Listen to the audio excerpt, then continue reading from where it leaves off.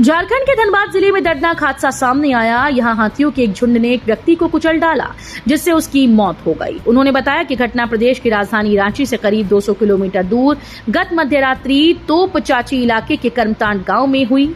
उस वक्त जब करीब 30 हाथियों का झुंड गांव में दाखिल हो गया।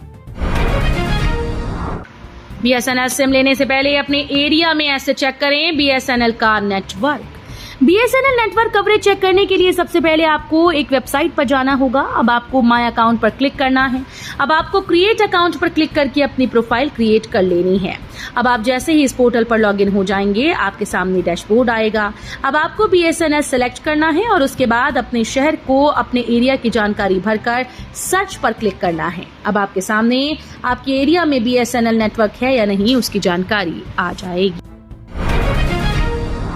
बाबाधाम में इस बार 2 बड़े बदलाव, कांवड़ियों को मिलेगी सुविधा।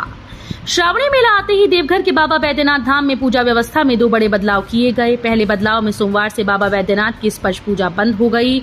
मंदिर में अर्घा सिस्टम लागू हो गया, यानी श्रद्धालु शिवलिंग को स्पर्श नहीं कर पाएंगे। तो ये थी आज की बड़ी खबरें। अगर आपको न्यूज पसंद आई हो तो वीडियो को लाइक और शेयर करना बिल्कुल न भूलें।